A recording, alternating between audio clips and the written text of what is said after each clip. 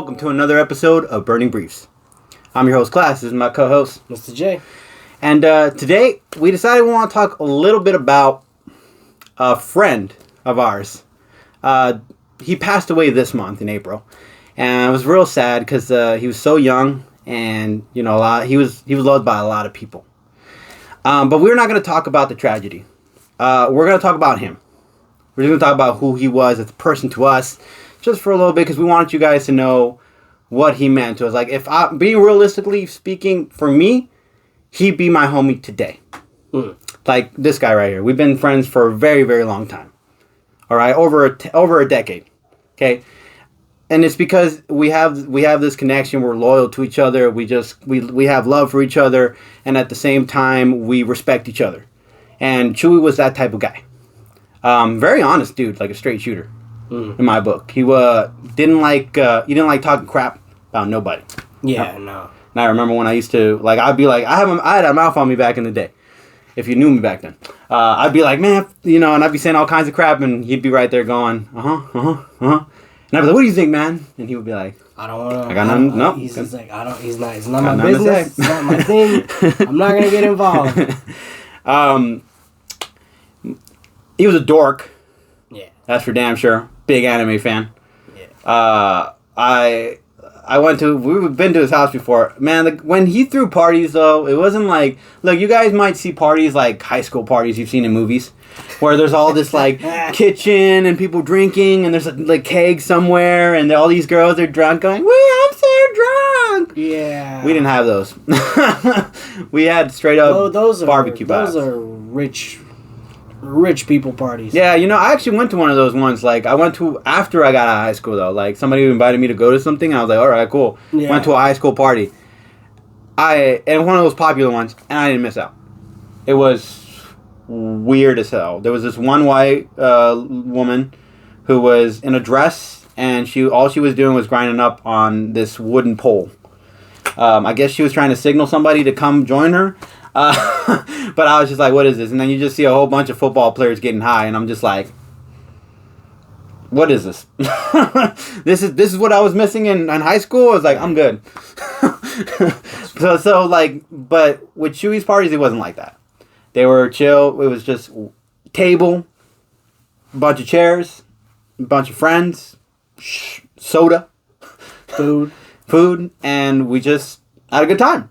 Yeah. You know, this is when we were younger in high school, before all of it happened. And he used to, every summer he would hit us up and he'd tell us, hey, you guys want to come through? I think it was during summer. And he was like, come through. And we're like, yeah, we'll come through. And we'd come through. It was like a barbecue. His mom was so awesome. His dad was awesome. They would take over his cousins. I think there was Victor and there was another guy. I can't remember. They were pretty nice people. I think they lived next to them or something. And his sisters were very, very fun, very nice people, very friendly. Chewy, I'm not gonna lie, Chewy, every once in a while, he was like, my sisters drive me crazy. And he's like, my mom drives me crazy, but he didn't mean it in like a bad way. He's like, I still love my mom. I still love my family, you know? So he was just more like, every once in a while, we had our moments when, you know, you get annoyed by your siblings. But, you know, that happens with everybody. It's human nature. We all definitely we all do that. I'll preach to that. But yeah, there was the great thing about him too was that he was very positive. Yeah, you know, very uplifting. And he laughed at like everything, almost everything. It's pretty funny. He always laughed, and his laugh was pretty funny too. Yeah, like I forget how it was like. Like no, it wasn't like that. It was like or something. I can't remember. He had a very yeah. It was She was a funny guy. Yeah, he was a good dude. Yeah. Constantly looking out for somebody else, you know, rather than himself. Yeah. You know, really like the true definition of selfless, like I would say. Yeah. On top of that, he was committed to his family for sure. And on top of that, like as far as he was a very passionate, loving man. Like I honestly wish that women would have been more fair to him on some situations. I won't lie. But I do also understand that he's a dork, but at the same time, he still had family. He still had us. Yeah. We still cared for him. That's why we wanted to hang out. We always wanted to go do stuff. Even after we got out of high school, a lot of us kind of went our own ways. You know? I mean, that goes and it happens. Yeah. Everybody knows it at that point. You know, when you're young and you're in school, you know, your circle's big. It's Yeah. huge. And then you get older and that, the circle just starts to shrink. Yeah, and you start realizing who your friends are, yeah, and then who aren't and stuff. And at first, we were all drifting apart. I even think me and you were kind of going a little way too. No, actually, you know what? No, we were still hanging out. When we found out, we were hanging out with each other. We were told that Chewy wasn't feeling well and stuff like that. So I know we were still hanging out with each other. But if it wasn't for him, we would not have all came back together.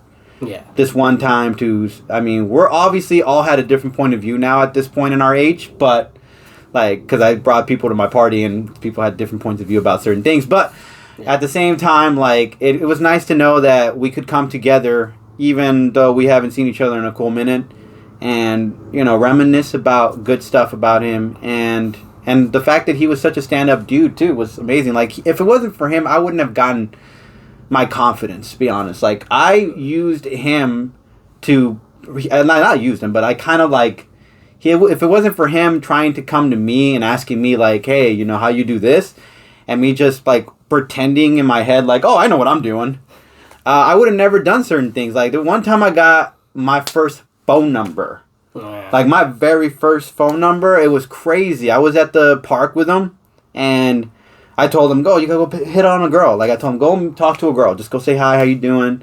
You're very pretty. You know, that's it. Just go talk to a girl. And at first he was very hesitant. He was like, no, I don't know if I can do it. And I wanted to be a cocky dude. So I said, come on, man, it's easy. I'll do it. So he was like, okay, do it. And I'm like, oh, crap. Yeah. So he was quick to call you out on stuff like that. And eventually I wind up going up to a girl, scared out of my mind. I've never done it in my life. But if it wasn't for that moment, I would have never been able to say something. That girl give me her number and me have been like, yo, I got a phone number.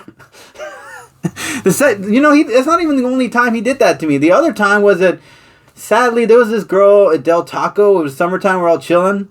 There was this girl staring at him. Or he thought she was staring at him. Aww. And he was like, he was so nervous. I was like, dude, go after her. And he's like, no, man, I can't. And I was just like, fine, then I'll go after her. So I went after her. So she's already like halfway across another street or something like that. And I run up and I'm like, hey, you know, my friend, Chewy, he really like, I didn't say Chewy, but I said, my friend really likes you and stuff like that. He thinks you're cute. And he's like, which one? And then I explained which one it is. And she's like, oh, I'm not really interested. And I'm like, oh, okay. And as I turn away, she's like, but I'm interested in you. And I was like, oh. And I was like, she's like, you want my number? I'm like, okay. I got the number, but I didn't know that she was staring at me. I thought she was staring at Chewy. Mm-hmm. Sadly, she was staring at me. And, yeah, I regret getting that number. Sorry, I regret that number. But anyways, besides the point. He made his own, he made his own wooden sword. It's pretty dope. I'm not gonna lie. He put it on Facebook or MySpace at the time. I do think I remember that. There was like, by the way, we had a group back in the day. It was called the Boneheads. Not Skinheads.